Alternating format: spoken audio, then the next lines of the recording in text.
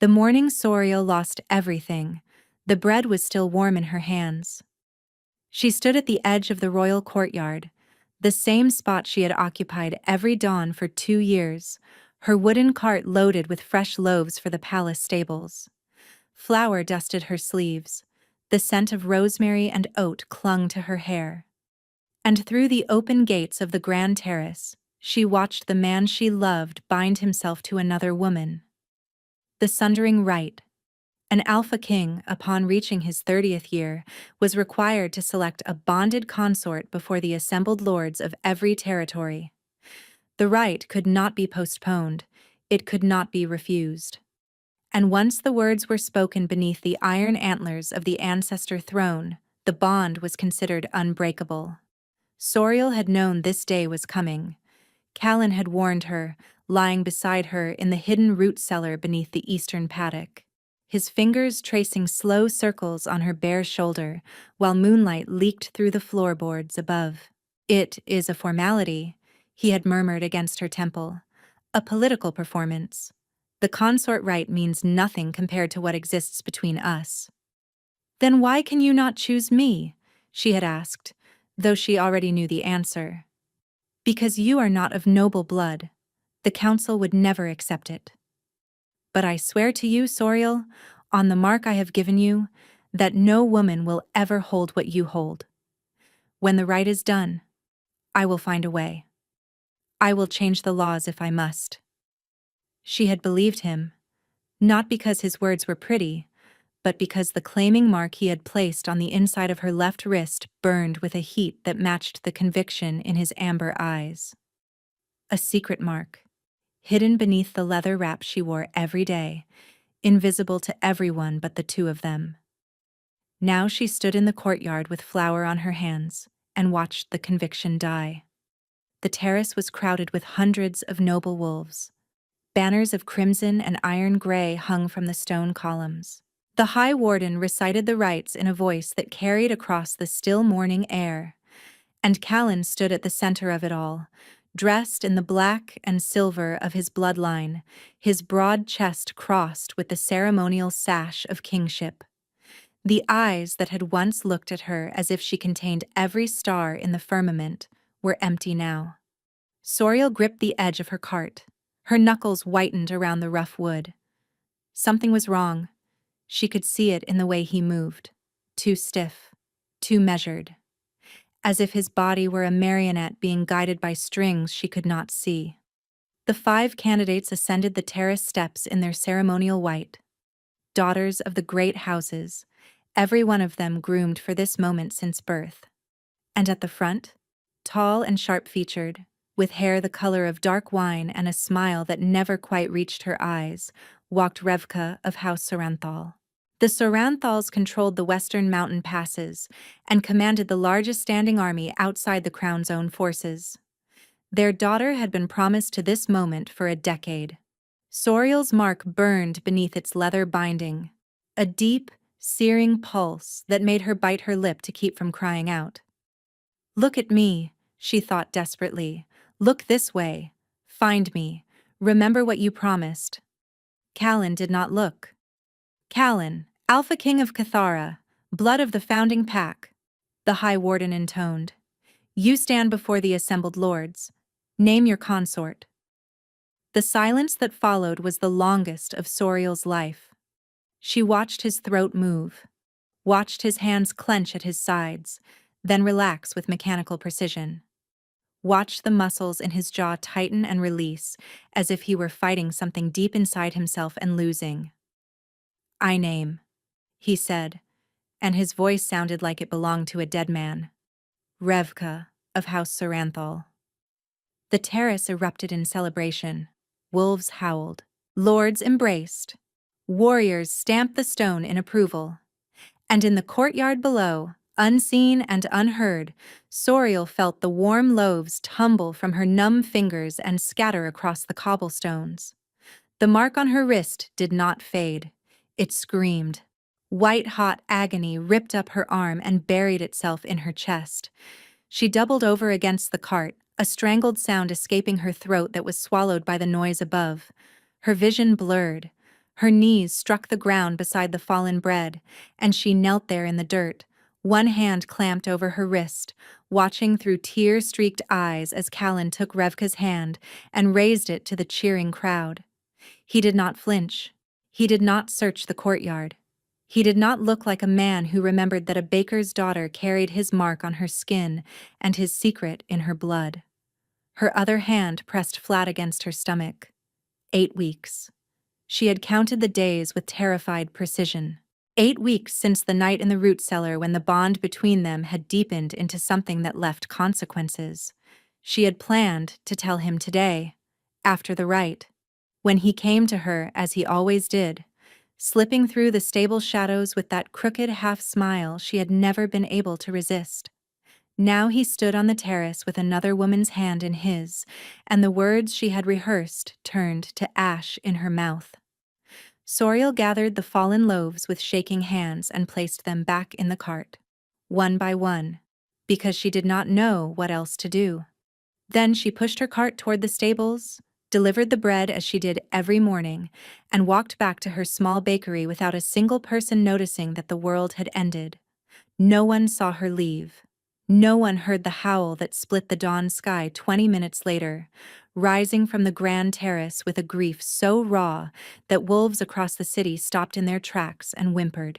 And no one saw the Alpha King stagger to the edge of the terrace, his eyes suddenly wild and blazing, his hands gripping the stone rail as he stared down at the empty courtyard, where a scattering of flour and breadcrumbs was the only proof that she had ever been there at all.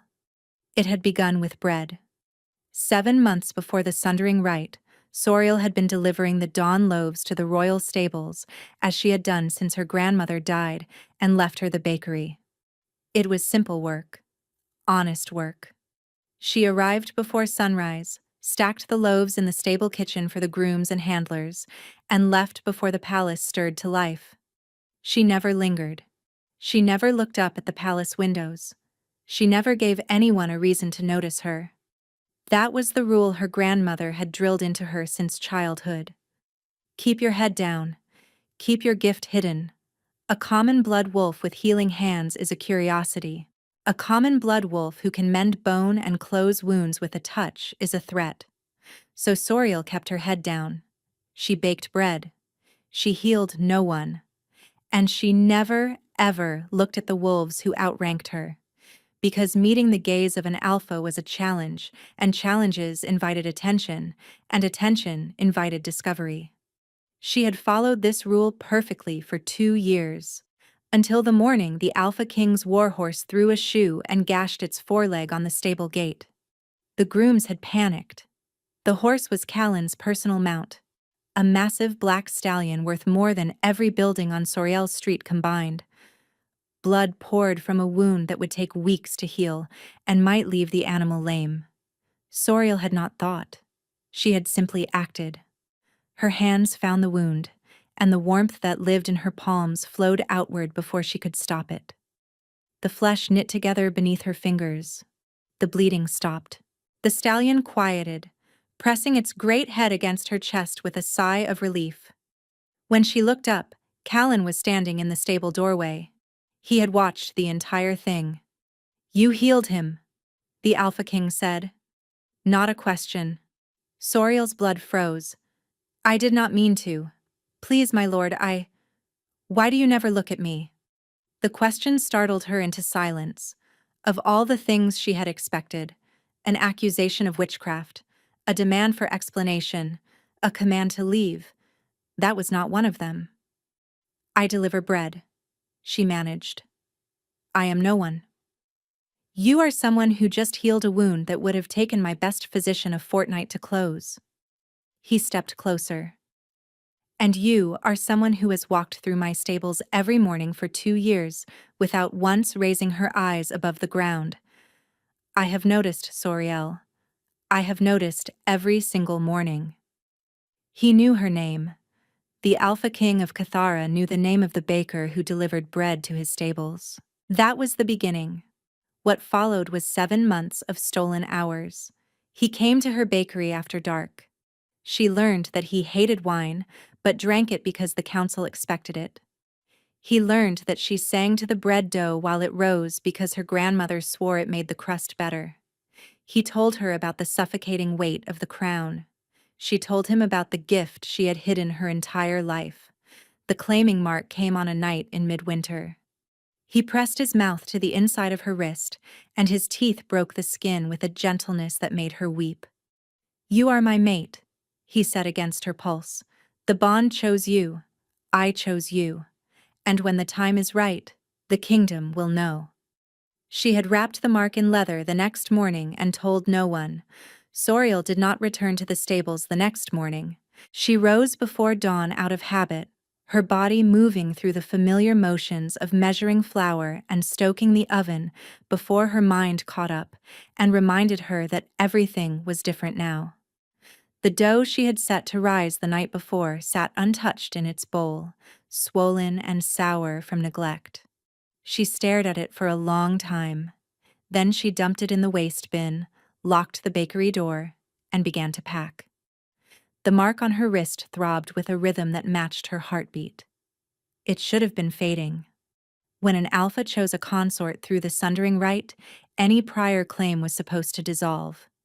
The old bond withered so the new one could take root. That was the law of wolf blood, as immutable as the turning of seasons. But her mark was not fading. If anything, it burned brighter, hotter, a brand pressed fresh against her skin every few seconds. And through it, she felt something she could not explain. A pulling, a reaching, as if something on the other end of an invisible thread was clawing its way toward her. Soriel shoved the sensation down. She could not afford false hope. She had seen it with her own eyes, had watched him speak the words, had watched him take Revka's hand and present her to the kingdom as his chosen. Whatever she had felt through the mark was an echo, a ghost of something that no longer existed. She packed only what she could carry: 2 changes of clothes, the copper mixing bowl her grandmother had used for 40 years, a small purse of coins from beneath the hearthstone, a bundle of dried herbs for the morning nausea. The bakery she left unlocked. Someone would claim it within a week. She paused at the back door, her hand on the latch. Through the narrow window above the kneading table she could see the palace rising against the pale sky. Torches still blazed along the terrace where the sundering rite had been celebrated hours earlier. Somewhere inside those walls, Callan was beginning his new life with his new consort. And somewhere inside her own body, his child was beginning its life too. "I will not raise you in a place where your father chose someone else," she whispered to the flatness of her belly.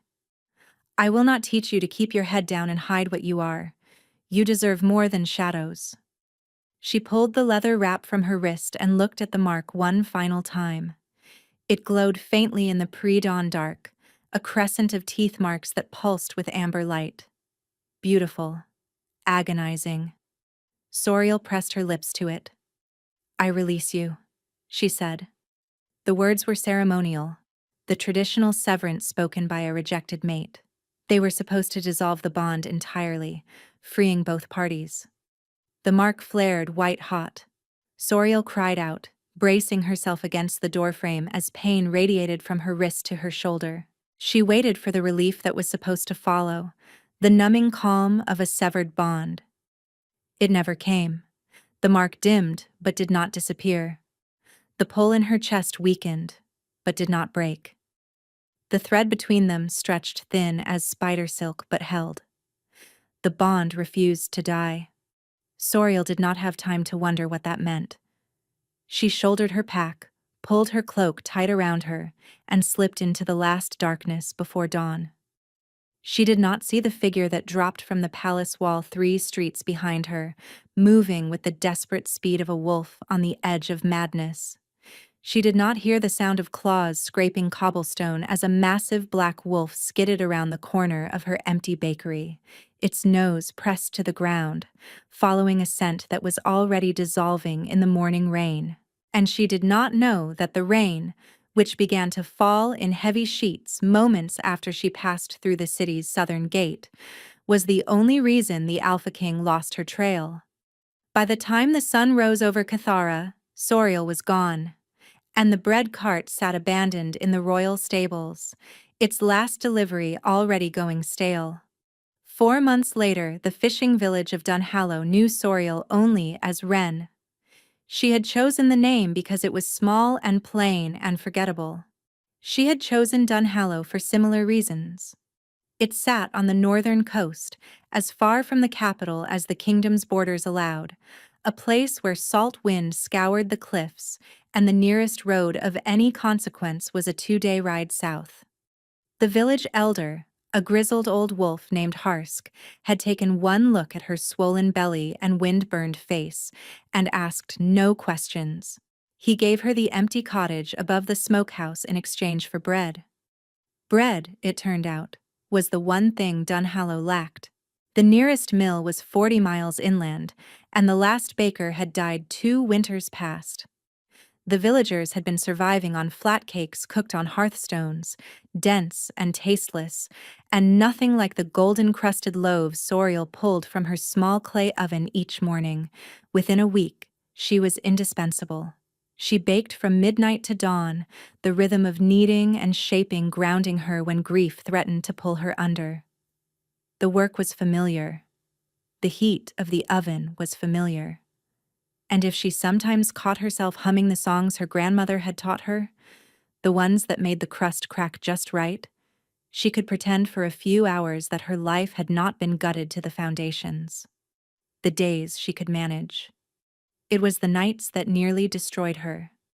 The mark on her wrist had settled into a persistent low burn that flared without warning, waking her with a heat so fierce she had to press it against the cold stone wall. And with the heat came a constant directional tug in her chest, pulling south, toward Cathara, toward him. He was searching. Soriel refused to let herself think about it. She had spoken the severance words. She had walked away. He had a consort now. He would move on. The baby disagreed. Every night when the mark burned, the child inside her stirred with a forceful urgency, as if responding to a voice only it could hear. The village midwife, a cheerful woman named Dala, had measured Soriel's belly during her last visit and gone quiet for several seconds. "You are large for 6 months," Dala said carefully. "My grandmother was a broad woman."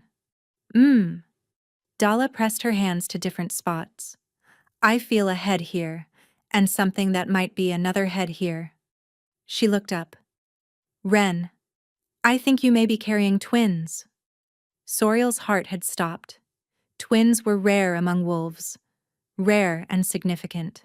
In the old bloodlines, twin births were said to occur only when a true mate bond was involved, when the connection between parents ran so deep that the children born from it arrived in pairs, each one carrying a different facet of their parents' combined gifts. Common wolves did not produce twins, fated mates did.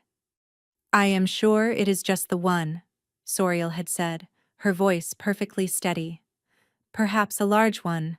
My appetite has been considerable." Dala had let it go, but Soriel had lain awake that night with both hands on her belly, feeling the dual rhythms of 2 tiny heartbeats beneath her palms, and understood with terrible clarity that the evidence of what she was to Callan was growing inside her in a form she could not hide.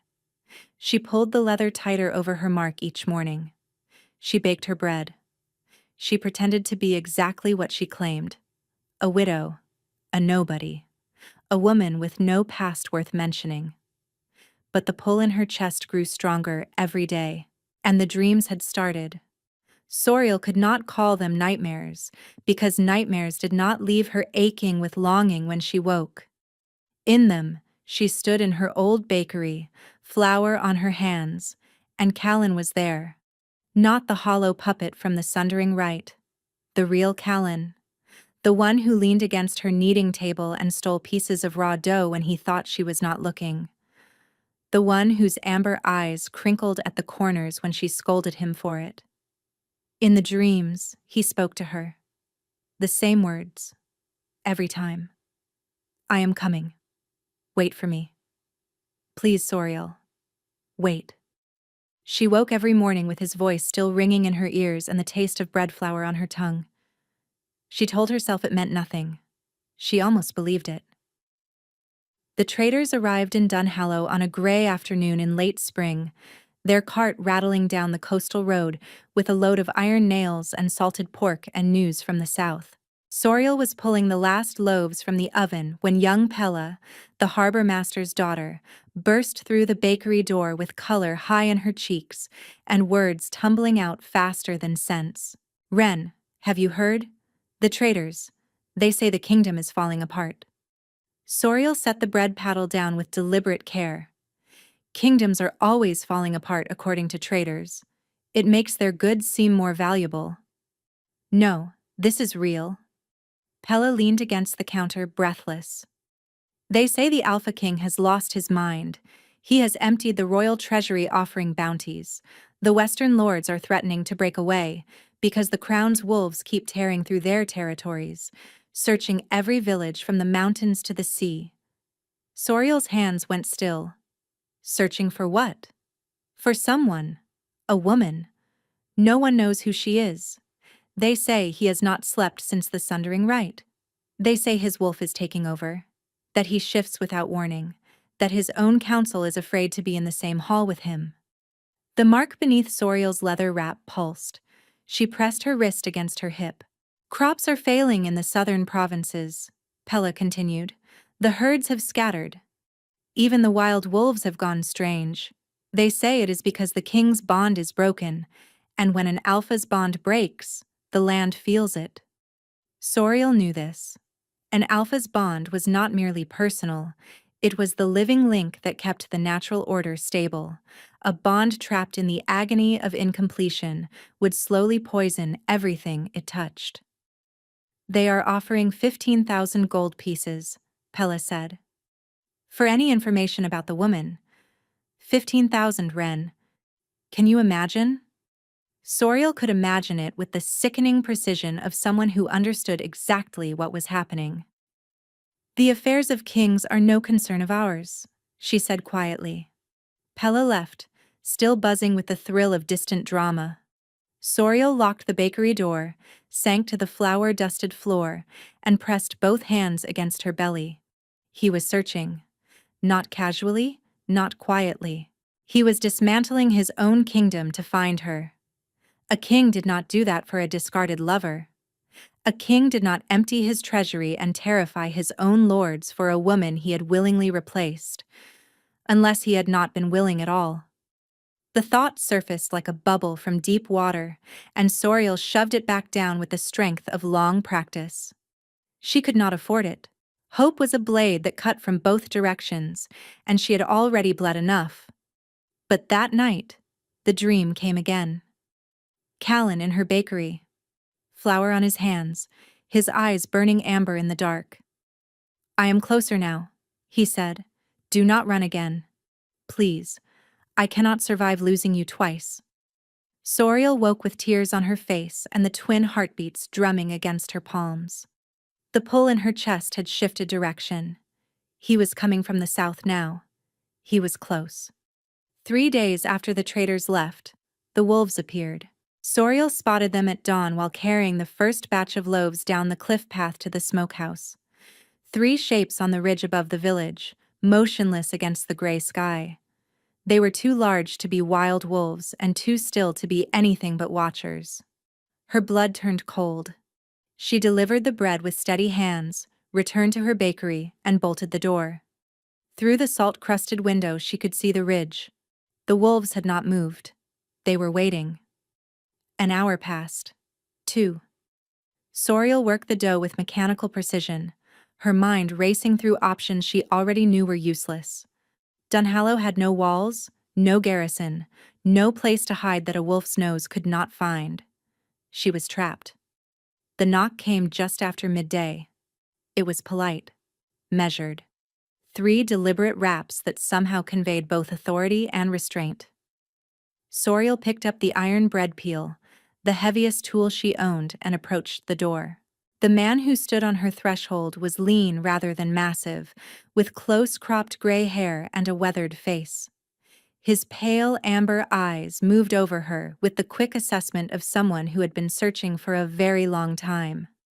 Behind him stood two younger wolves in traveling leathers, their postures rigid with the discipline of trained soldiers. "Mistress Wren," the gray-haired man said, "who is asking?" "My name is Thormund. I serve as first shield to the Alpha King." He paused. "May I speak with you privately? What I have to say is not meant for the street." "I am a baker," Soriel said flatly. "Whatever business the Alpha King has, it is not with me." Thormund's expression shifted. Something moved behind those pale eyes, something that looked like exhaustion mixed with fragile, hard-won relief. "My lady," he said softly, and the title landed like a stone in still water. "I have walked through 47 villages in 4 months. I have knocked on more doors than I can count. I have shown your description to every innkeeper, every midwife, every merchant between the capital and the northern coast." His voice dropped. "I know who you are. I know what you carry. And I know that the mark on your left wrist is still burning, because the one who gave it to you has not stopped reaching for you since the moment you disappeared." Soriel's grip tightened on the bread peel. Her heart hammered so hard she could feel it in her teeth. "You are mistaken," she said. "I am not." Thormund reached into his coat and withdrew a small object. He held it out on his open palm. It was a piece of bread crust, dried and cracked and clearly months old, but Soriel recognized it instantly. The particular golden color of her rosemary oat loaves, the distinctive pattern of her grandmother's scoring knife. "He carries this in his pocket," Thormund said. "It is the last piece of bread you delivered to the stables. He will not let anyone touch it. He will not let anyone throw it away." The first shield's voice roughened. "It is the only thing that calms his wolf when the madness takes him." Soriel's vision blurred. She blinked hard, refusing to let the tears fall. "Why are you here?" she whispered. "Because the king did not choose Revka willingly." The world tilted. Soriel's hand found the doorframe, and she held on. "The night before the sundering rite," Thormund continued, "someone introduced a compound into the king's evening meal. We believe it was a derivative of moonsbane, a root that suppresses the wolf entirely. It severs the animal from the conscious mind. It breaks the connection to instinct, to emotion, to the mate bond itself." "That is a myth," Soriel breathed. "Moonsbane has not been used in centuries. House Sorenthal has had centuries to cultivate it." Thormund's jaw tightened. "The compound was undetectable in food. The king consumed it unknowingly. By the time the sundering rite began the next morning, he was operating on nothing but surface cognition. No wolf, no bond, no awareness of what he was truly doing." "He spoke the words," Soriel said, her voice cracking. He took her hand. "I saw him." "You saw a body performing a ceremony while the man inside it was locked in a cage he did not know existed." Thormund stepped closer. "The effects lasted 72 hours. When they wore off, the king woke in his chambers with Revka beside him and no memory of anything after his evening meal 3 days prior. The first word he spoke was your name." Soriel's knees gave way. Thormund caught her elbow and guided her to the chair beside the hearth. He knelt before her, his weathered face level with hers. "He tore the chambers apart looking for you," the first shield said quietly. "When he found your bakery empty, he shifted and ran through the city in the rain, following your scent until it dissolved. He has not fully returned to himself since that morning." The leather wrap on Soriel's wrist had loosened during the exchange. The mark glowed faintly in the dim bakery, pulsing with amber light. Thormund looked at it. His expression crumbled. "It is still active," he said, almost to himself. "After 4 months. After the severance words." He looked up at her. "My lady, a bond that survives the severance rite has not existed in recorded history. What you share with the king is something none of us fully understand." Before Soriel could respond, Thormund reached into his coat again. This time, he withdrew a folded letter sealed with dark red wax. "We intercepted this from a Saranthal courier 2 weeks ago," he said. "I need you to read it." Soriel broke the seal with numb fingers. The letter was 3 lines. "The baker has been located in a northern coastal village. Disposal has been contracted. The matter will be resolved before midsummer. Cathara endures under its true queen."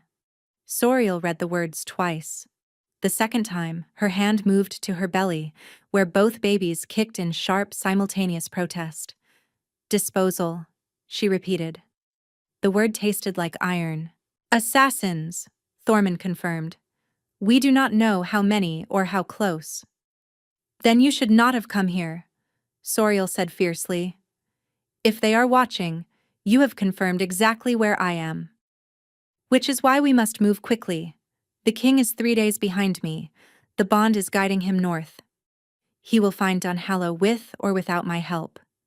The first shield paused. "But the assassins may find you first." As if summoned by his words, Soriel's mark erupted with a heat so intense that golden light spilled between the gaps in the leather wrap and cast shifting patterns across the bakery walls. Through the burning, she felt him. Not a vague presence this time. Callan, his mind pressing against hers with a force that left her gasping. Rage. Terror. And beneath both, a love so vast that Soriel's composure finally shattered.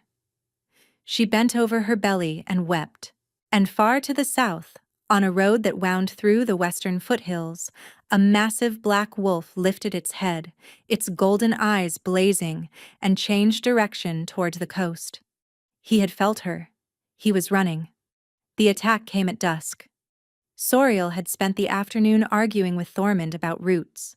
He wanted to take her south immediately, to meet Callan on the road where his wolves could provide protection. She wanted to wait until nightfall, when the fishing boats returned and Dalla could be warned. They were still arguing when the first arrow punched through the bakery's front window and embedded itself in the wall, 6 inches from Soriel's head. The shaft was black.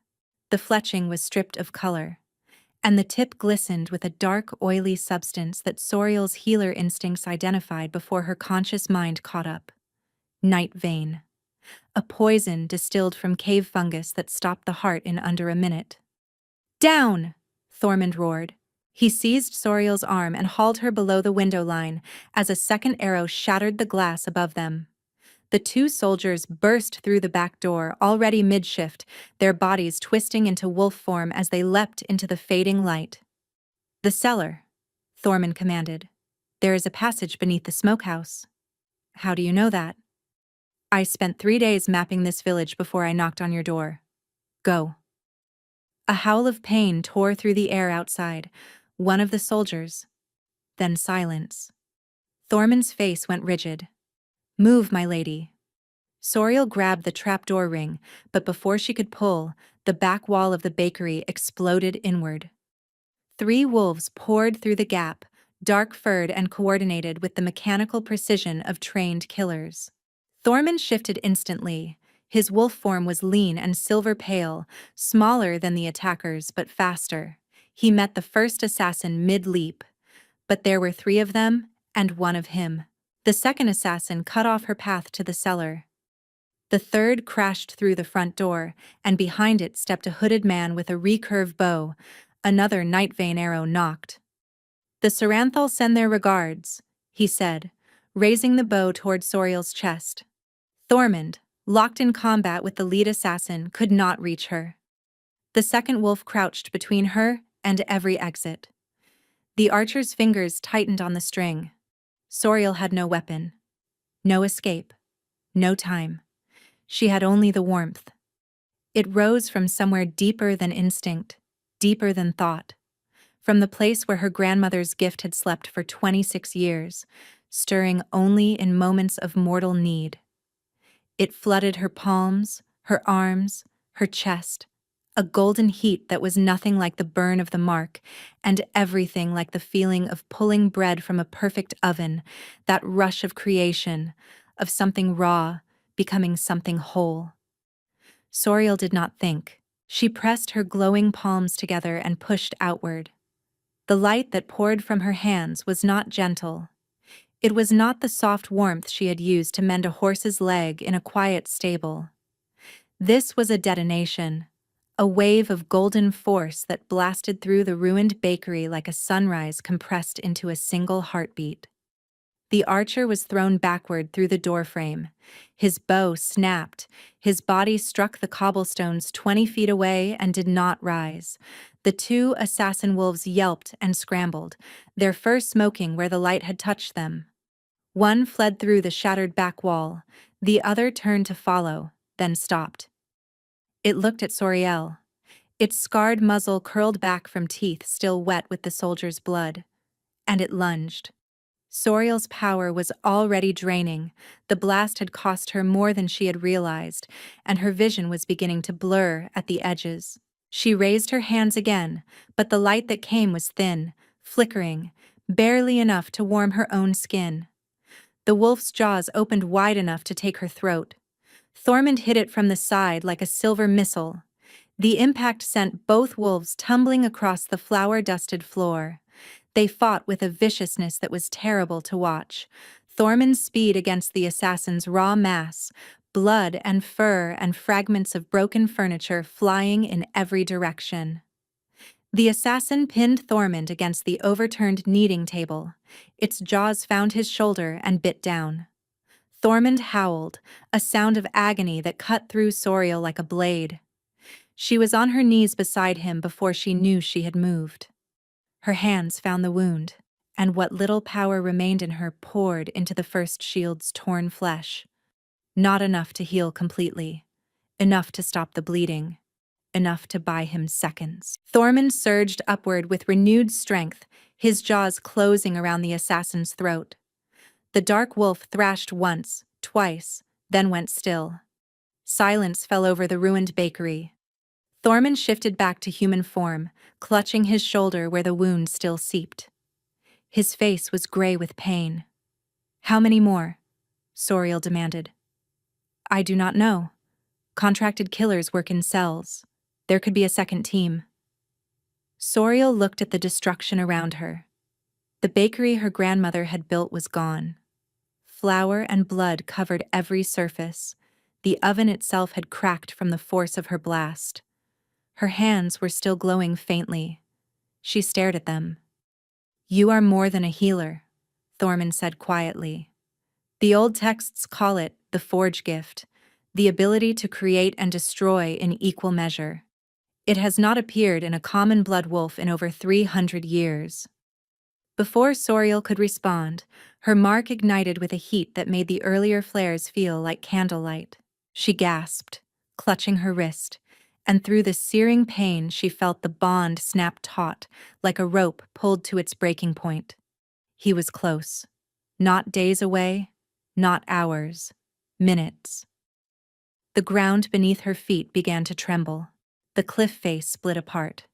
Soriel heard it before she saw it. A sound like thunder compressed into a single point, followed by the crack of rock splitting along ancient fault lines.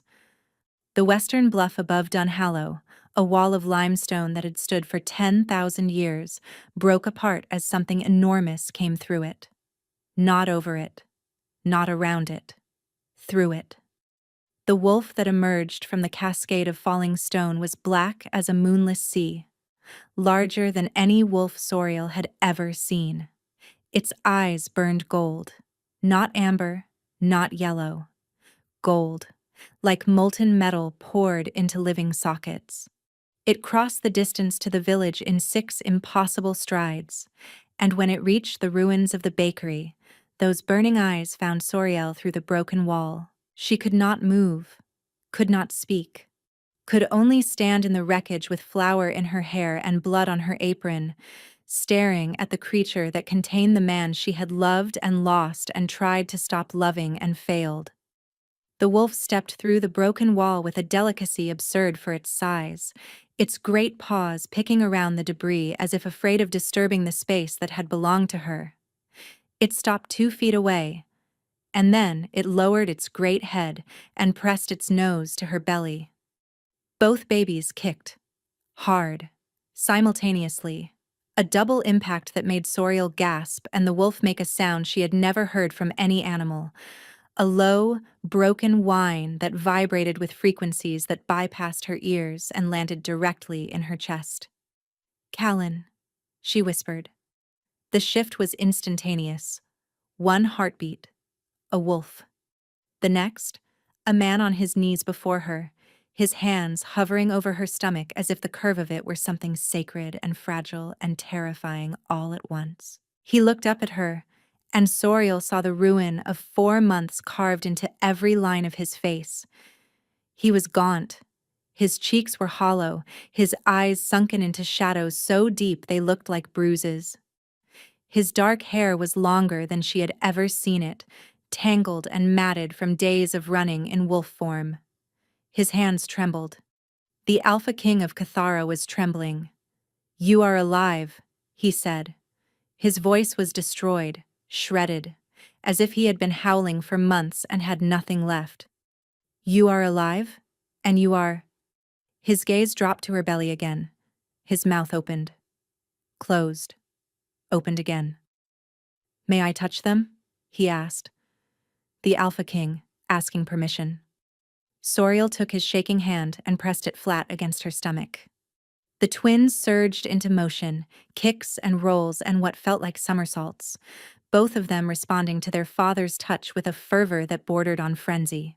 Callan's palm flattened, then moved, chasing the movements with an expression of such naked wonder that Soriel's carefully constructed walls began to crack. "Two," he breathed. "Soriel, there are two." "Yes. Twins. True mate twins. You carry—" His voice broke completely. He pressed his forehead against her belly and his shoulders shook with silent, racking sobs. Soriel stood above him with her hand on the back of his head and felt the cracks in her walls widen into fissures. Then she stepped back. Callan looked up, stricken. "No," she said. The word came out jagged, torn from a wound that had never closed. "You do not get to kneel here and weep as if you are the one who suffered. You do not get to touch them as if you earned it.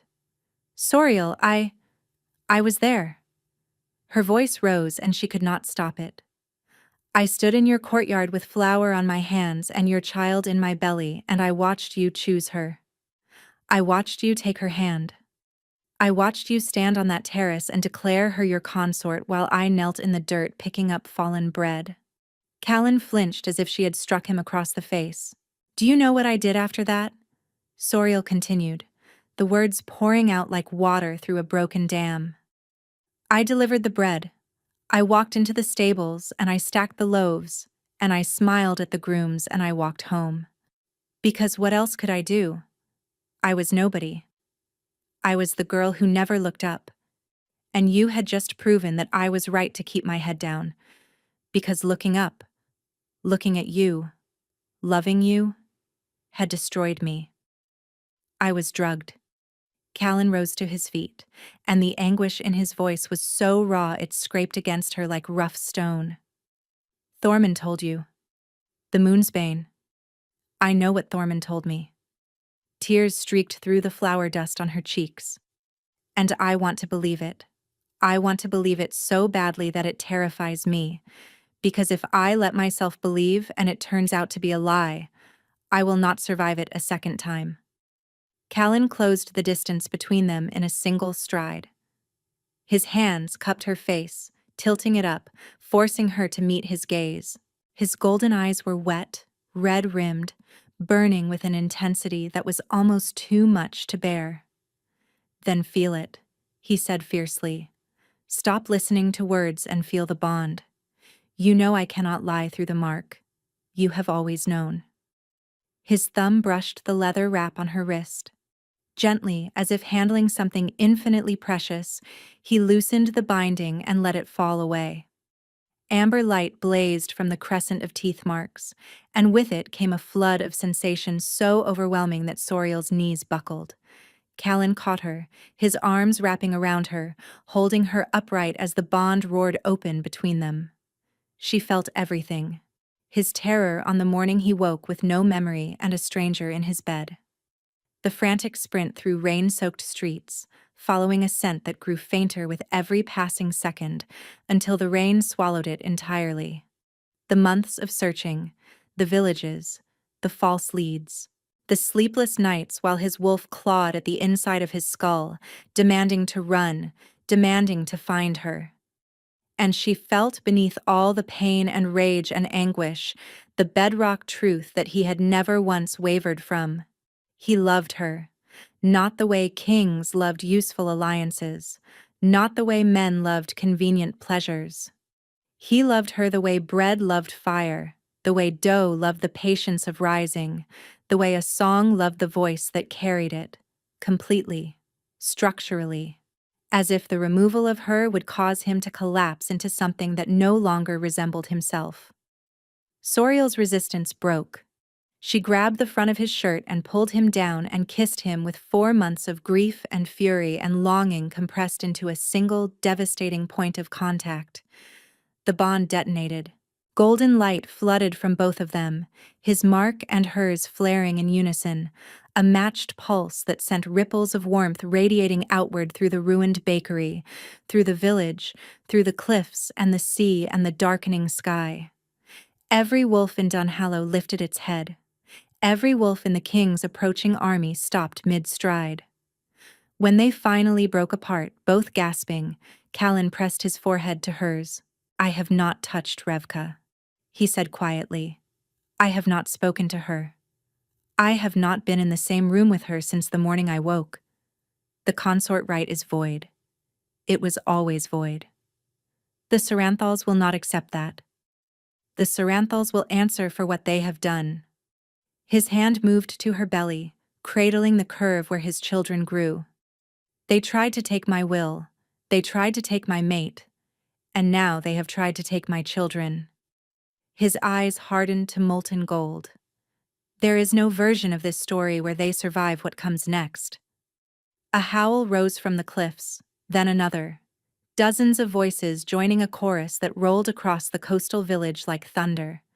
Thormund appeared in the doorway, still clutching his wounded shoulder, his face pale but resolute. "My king, the army is assembling on the southern ridge, all of them." Callan looked at Soriel. His hand had not left her belly. "Come home with me," he said, not a command, a plea. Soriel looked at the ruins of her bakery, the cracked oven, the scattered flour, the bread she would never bake in this place again. Then she looked at the man who had torn his kingdom apart to kneel before her in the wreckage. "Together," she said.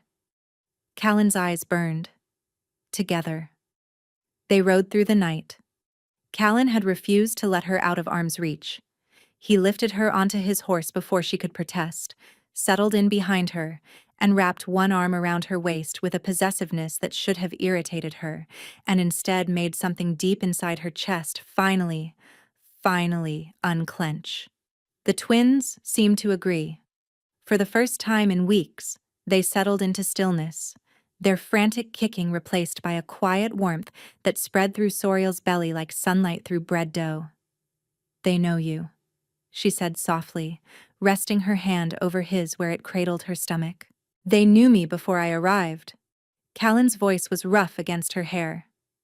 "I felt them through the bond. 2 presences, not one. I did not understand what it meant until now."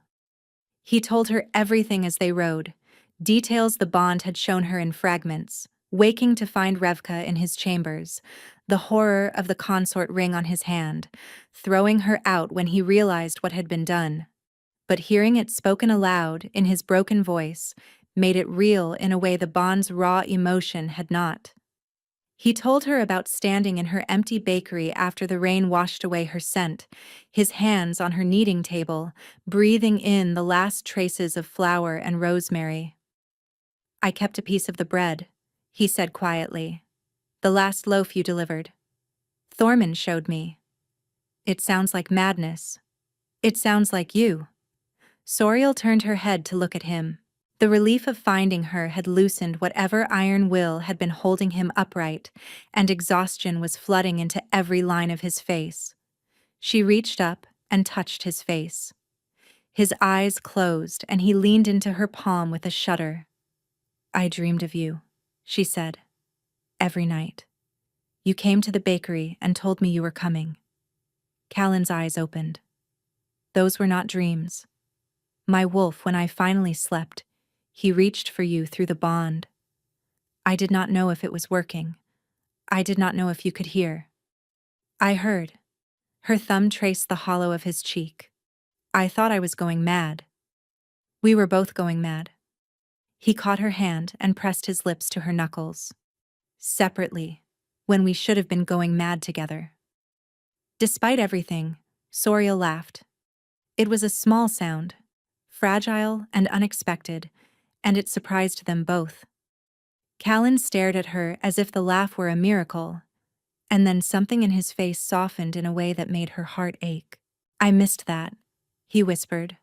"I missed every part of you, but I missed that sound most of all." They rode in silence for a while after that, the army of wolves flowing around them like a dark river. Soriel leaned back against Callan's chest and let herself feel, for the first time in 4 months, something that was not grief or fear or the exhausting effort of pretending to be someone she was not. She felt safe. Dawn was breaking when they crested the last hill, and the capital spread before them. Cathara was as familiar to Soriel as her own hands, but the city she was looking at was not the city she had left. Smoke rose from the eastern quarter. The great market, visible even from this distance, was shuttered and dark. The crimson banners of the crown that should have flown from every gatehouse had been replaced by the silver and black of House Saranthal.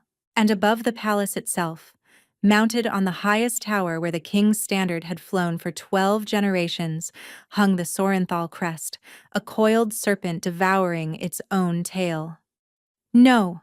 Callan breathed behind her. Thormund rode up beside them, his face ashen. "They have taken the city." "When?" Callan's voice was ice. "It must have been within the last 2 days, while we were in Dunhallow." The first shield's jaw tightened. "We left the council regent in your absence, my king. Lord Saranthal must have used the opening." A scout came galloping from the tree line. "My king, the Saranthals struck at dawn yesterday. Lord Aldrin has declared the consort right legitimate and named Revka as ruling queen. He claims you have gone feral and abandoned the throne." The scout's voice faltered. "They have taken hostages. 43 members of the household who refused to swear loyalty. They are to be executed at sundown." Soriel's blood went cold. "The stable hands too?" "All of them, my lady, including the old groom master." Haddon. The name hit Soriel like a fist. Old Haddon, who had let her use his fire on cold mornings, who had found her crying in the hayloft the night Callan first kissed her, and had said nothing, only handed her his handkerchief, and walked away with a knowing smile. "They will execute them at sundown," the scout continued. Callan's arm tightened around Soriel. "We will not let that happen." "You cannot storm the palace before sundown," Thormund said carefully. "The walls are designed to withstand a siege of months, not hours." "I do not need months." Callan's eyes flared gold. "I need my mate, my wolves, and one open gate." Soriel placed her hand over his. "Haddon protected me. The stable hands fed your horse and kept our secret. 43 people are going to die because they were loyal to you." "I know." "Then we go now." Callan looked down at her. "You are carrying our children, Soriel. I will not bring you into a battle. You will not leave me behind again." She held his gaze with a steadiness that surprised them both. "The last time you left me behind, I spent 4 months believing you had thrown me away. I will not wait in safety while people die for the crime of being kind to me." For a long moment the Alpha King said nothing. Then he pressed his lips to her temple. "My stubborn, impossible baker." He turned to the army assembled behind them. "The Saranthals believe they have won. They sit on a stolen throne behind stolen walls and call themselves the rightful rulers of Cathara." His voice carried across the ridge like the crack of a blacksmith's hammer. "They are wrong. Today, We show them what happens when wolves bare their teeth at the wrong king. The army howled, hundreds of voices, raw and savage and unified in a fury that shook the ground beneath their feet. And at the head of the column, with his mate held close and his children growing strong beneath his hand, the Alpha King rode toward his city. The battle reached the palace walls within the hour. The outer walls fell in 20 minutes, the inner courtyard in 10. But the Great Hall held. Lord Aldrin Saranthal had barricaded himself inside with the 43 hostages and a personal guard of 200 wolves. The doors were reinforced iron. The windows were arrow slits too narrow for a wolf to pass through. And the message that emerged, delivered by a trembling servant who had been sent through a side passage, was exactly what Soriel had feared. Lord Saranthal says that if the king does not surrender himself and submit to exile, the hostages will be executed immediately.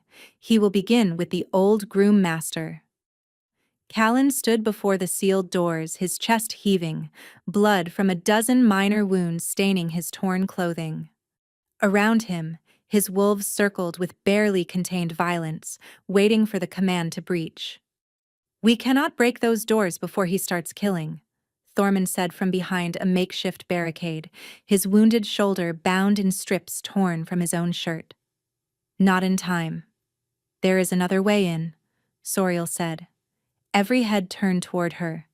She stood at the edge of the courtyard, one hand on her belly, the other pressed against the ancient stone wall of the great hall. Her eyes were closed, and the faintest trace of golden light leaked between her fingers where they touched the rock. "The bread passage," she said, "beneath the kitchens. I used it every morning to deliver loaves to the great hall's serving pantry. It opens behind the tapestry on the eastern wall." Thormund's eyes widened. That passage was sealed 20 years ago.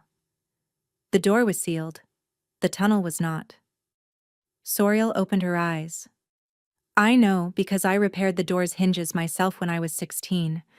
The old groom master showed me the passage so I could make deliveries without crossing the main hall during state functions." Callan was already moving toward her. "Show me the entrance. I will go through alone." "You will not fit." Soriel met his gaze. The passage was built for servants carrying bread trays, not for an Alpha King in full battle rage. The ceiling is 5 feet high and the tunnel narrows to 3 feet at the midpoint. "Then I will shift and—" "A wolf your size will not fit either." Soriel's voice was calm, terrifyingly calm. "But I will." The silence that followed was absolute. "No," Callan said. The word was not a command. It was a desperate, ragged denial. "Absolutely not. Listen to me." Soriel took his hand and placed it on her belly, where the twins kicked in agitation. "Aldrin Saranthal has 200 wolves and 43 hostages behind those doors. If you breach, he kills them.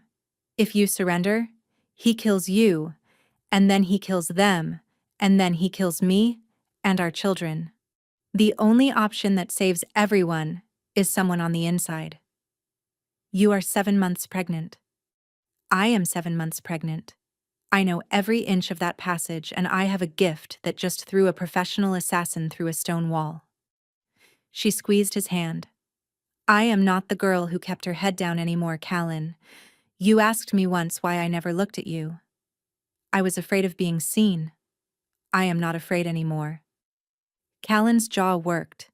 His eyes burned with the war between his wolf's primal need to protect his mate and his king's recognition that she was right. "What will you do once you are inside?" he asked, his voice barely controlled. "I will get to the hostages. I will open the doors from within." She held his gaze. "And you will be ready when I do. If anything happens to you, then you will have to bake your own bread." The ghost of a smile crossed her face. "And we both know how that would end." It was the wrong moment for humor. It was exactly the right moment for humor. Callan made a sound that was half laugh and half sob, and he pulled her against him with a force that pressed the twins between them. "You come back to me," he said against her hair. "Swear it on the mark." Soriel pressed her wrist to his chest. The mark glowed amber between them. "I swear," she said. "On the mark. On the bread. On every morning I walked into those stables and pretended not to see you watching me from the window." He kissed her. Hard. Fast. The kind of kiss that was not a goodbye, but a demand for continuation. Then Soriel turned and walked toward the kitchen passage that she had used 1,000 times to deliver bread and would now use to save 43 lives. Callan watched her go. His hands were shaking, his wolf was screaming. And for the first time since the morning he woke from the moonspain, the Alpha King was afraid. The bread passage was exactly as Soriel remembered. Low-ceilinged, narrow, smelling of old flour and damp stone. She moved through it with practiced ease, one hand trailing along the wall for guidance, the other cradling her belly as she navigated the tight turns. The twins were restless, their movements sharp and urgent, as if they sensed the danger their mother was walking into. The passage opened into the serving pantry behind a heavy wooden door that groaned on the hinges she had repaired a decade ago. Soriel eased it open an inch and pressed her eye to the gap. The Great Hall of Cathera was a nightmare. 43 hostages knelt in 2 rows down the center of the hall, their hands bound behind their backs with iron cord. Saranthal soldiers stood behind them with blades drawn, one for each prisoner. On the dais where Callan should have sat, Lord Aldrin Saranthal presided from the throne with the rigid posture of a man who knew he was sitting in a seat that did not belong to him. And beside him, wearing a crown that had not been offered, stood Revka. Soriel found Haddon in the second row. The old groom master's face was bloodied but defiant, his chin raised, his eyes steady. When a guard shoved his shoulder to force his head down, Haddon simply raised it again. Soriel's heart clenched, then steadied. She pushed the pantry door open and stepped into the great hall. For a moment no one noticed her. She was a pregnant woman in a flour-dusted dress, emerging from a servant's entrance.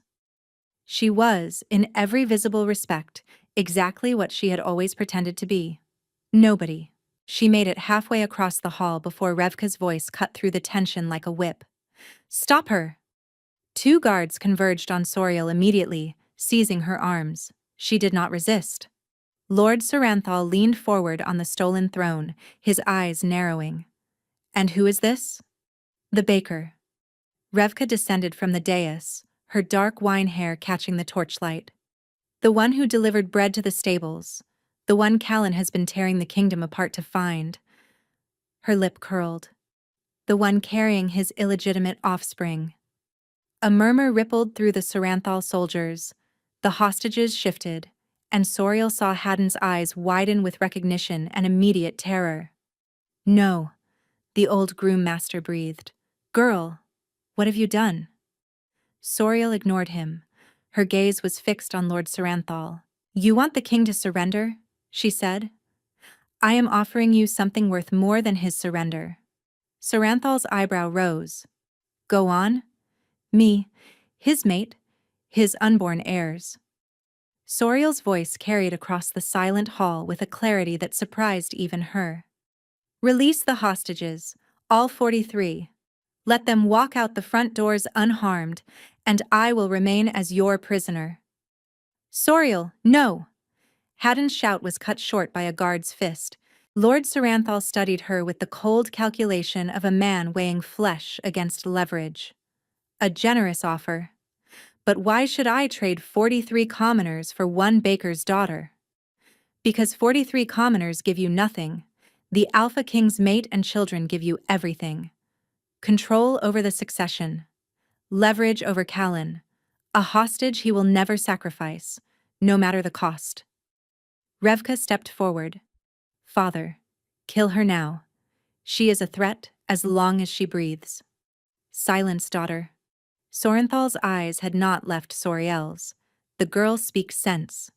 He waved a hand. "Release the prisoners, secure the baker." The hostages were cut free one by one. Soriel watched them stumble toward the doors, dazed and bleeding. Haddon tried to reach her, but soldiers pushed him toward the exit with the others. "Run!" Soriel mouthed to him. "Tell him I am here." The great doors opened and the hostages poured into the courtyard. Soriel heard the distant sound of Callan's wolves receiving them, and through the bond she felt his confusion, his rising dread, his sudden terrible understanding of what she had done. The doors slammed shut. Soriel stood alone in the great hall, surrounded by 200 Saranthal wolves and the two people who had orchestrated every moment of her suffering. "Now then," Revka said, circling her. "The baker who stole my crown. You should have stayed hidden." "And you should have used more Moonsbane," Soriel replied. "Clearly the first dose was not strong enough to make him actually want you." Revka's hand connected with Soriel's face hard enough to snap her head sideways. Soriel tasted blood. "My father will use you to bring Callan to his knees," Revka hissed. "And when the kingdom is secured and the bloodline is ours, I will personally ensure that neither you nor your mongrel children survive to tell anyone the truth." The mark on Soriel's wrist pulsed. Through the bond, she felt Callan's wolf tear free of his control. She had seconds. "There is something you should know about my children," Soriel said, straightening to face Revka with blood on her lip and fire in her eyes. "And what is that?" "They are awake." The golden light did not come from Soriel's hands this time. It came from everywhere. From her belly, where two unborn children blazed with the combined power of a true mate bond that had not existed in the royal bloodline for 5 generations. From her wrist, where the claiming mark ignited like a star gone nova. From the very stones of the Great Hall, which had been built by the founding pack, and still remembered the frequency of genuine royal blood. The light was blinding. Saranthal soldiers stumbled backward, shielding their eyes. Revka screamed, her hands flying to her face. And inside the light, Soriel's body began to change. She had felt the wolf stirring for weeks. Small movements in her bones, shifts in her senses that she had attributed to pregnancy. But this was not a stirring. This was an eruption. 4 months of suppressed transformation, held back by fear and grief, and the relentless need to remain invisible, demanding release all at once. Pain ripped through her. Bones cracked and rebuilt, muscles tore and reformed with a strength she had never possessed. Her scream became a howl, became a roar of something ancient and enormous and furious beyond language. Lord Saranthal drew his sword, a blade that gleamed with the sickly iridescence of Moonsbane coating, and brought it down toward the shifting mass of light and fur that had been a pregnant baker moments before. The blade stopped. Soriel's jaws held the sword 6 inches from her own skull. Not her hands. Her jaws. Because where a woman had stood, a wolf now crouched, and this wolf was unlike anything that had existed in Cathara for 300 years. Her fur was the color of raw gold. Not silver, not white, not any shade that existed in the known bloodlines. Gold, like bread crust, like morning sunlight through bakery windows, like the light that lived in her healing hands made manifest across her entire body. She was the Forge Wolf, the creator and destroyer, the gift made flesh. And she was done hiding. Soriel wrenched the Moonsbane blade from Saranthal's grip and flung it across the hall. The old lord stumbled backward, his composure finally cracking. The great doors exploded inward for the 2nd time that day. Callan's wolf filled the entrance like a shadow made solid, black against the golden light that radiated from his mate. He took in the scene in an instant, Soriel in wolf form, Saranthal retreating, Revka cowering, 200 soldiers frozen with indecision. He did not hesitate. The Alpha King's wolves poured through the ruined doors like a dark tide. The Saranthal soldiers, already rattled by Soriel's transformation, broke ranks. Some fought. Most dropped their weapons and pressed themselves against the walls in submission. Lord Saranthal seized a fallen guard's crossbow and fired at Soriel. Callan intercepted the bolt with his own shoulder, snarling with pain as the moonsbane tip bit into his flesh. He crushed the crossbow in his jaws and drove Saranthal backward against the throne, pinning him to the seat he had stolen. Soriel shifted back to human form. The transformation was smooth this time, controlled, as if her body had finally accepted what it was meant to be.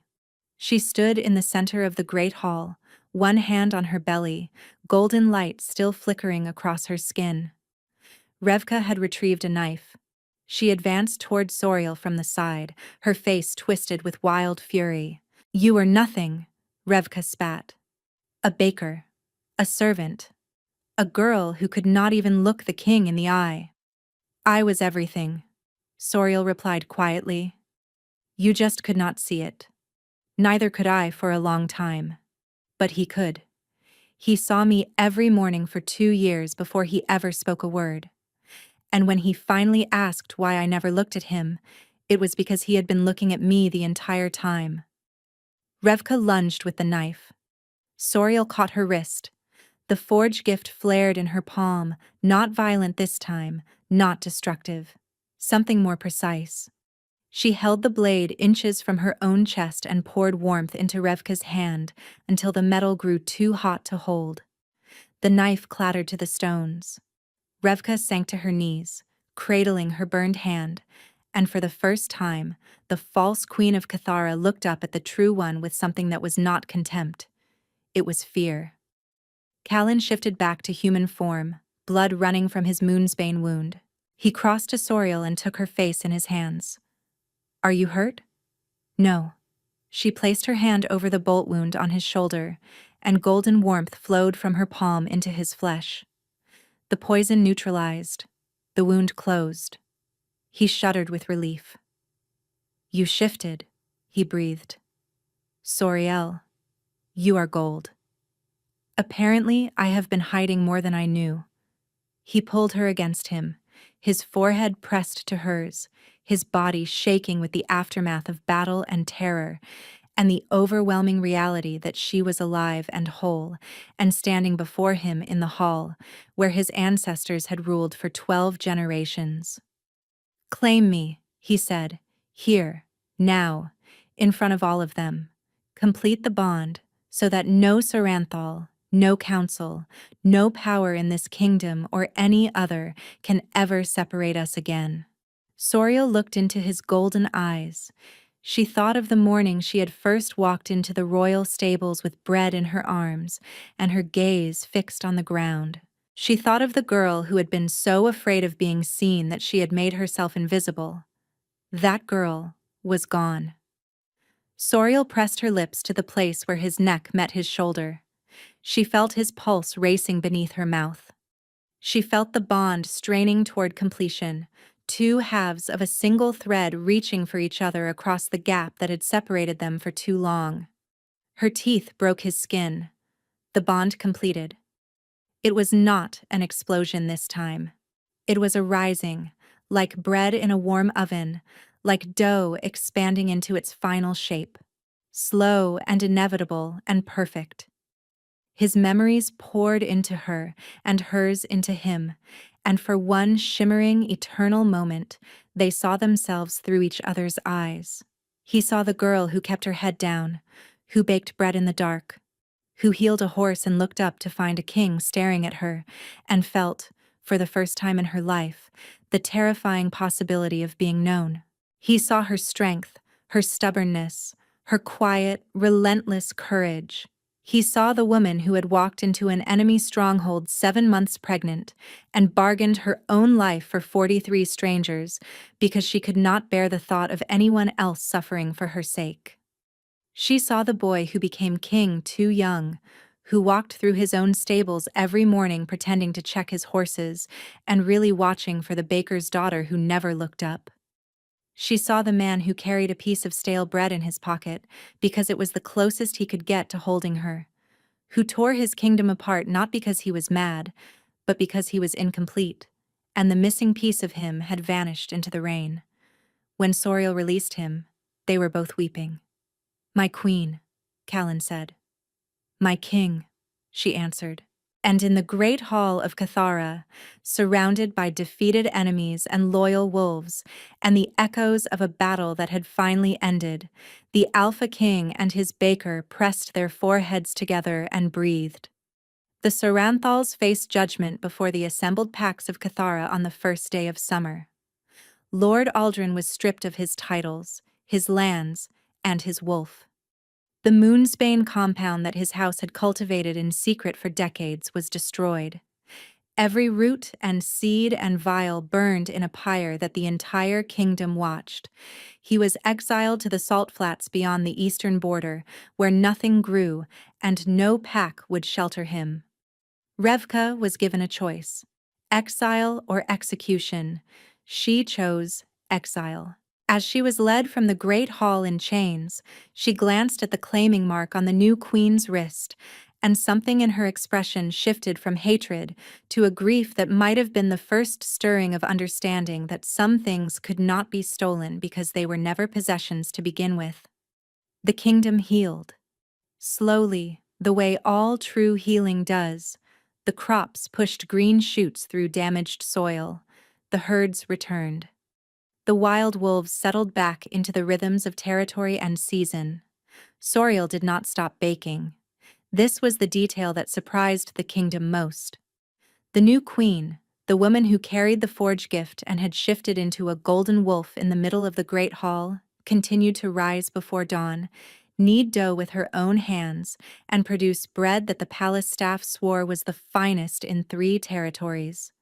She baked in the royal kitchens now, not in a cramped bakery on the market's edge. The ovens were larger, the flour was finer, but she still sang to the dough while it rose, because her grandmother had sworn it made the crust better, and Soriel had never found reason to doubt her grandmother about anything. Callan watched her bake the way he had always watched her, from a doorway, leaning against the frame, unable to keep the wonder from his face. "You could have the bakers do this," he said one morning, 6 weeks after the battle, as she shaped loaves with flour-dusted fingers. "I could. But then, who would sing to the dough? I am certain the royal bakers know songs. They do not know my grandmother's songs." She looked up at him and smiled. "Besides, if I stopped baking, what would you carry in your pocket?" He laughed. It was a sound she had not heard in months, and it filled the kitchen like warmth from an open oven.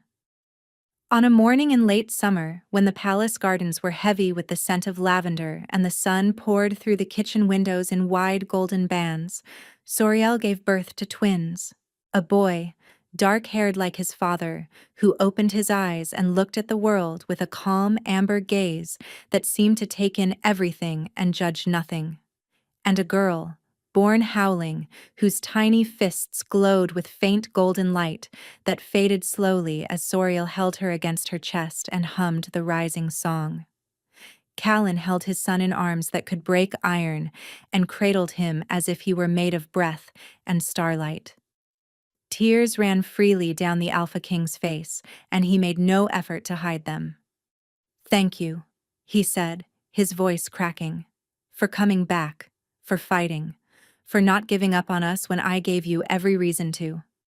Soriel reached up and touched the claiming mark on his throat.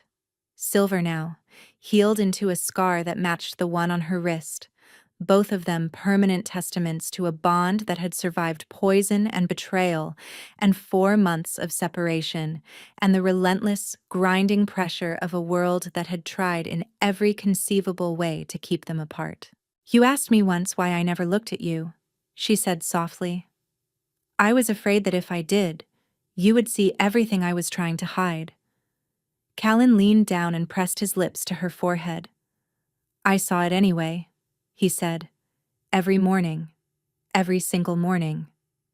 Outside the kitchen window, the wolves of Cathara lifted their voices in a howl of celebration that rolled across the city and out over the fields and forests, and all the way to the northern coast, where a fishing village called Dunhallow paused in its work and listened and smiled without quite knowing why.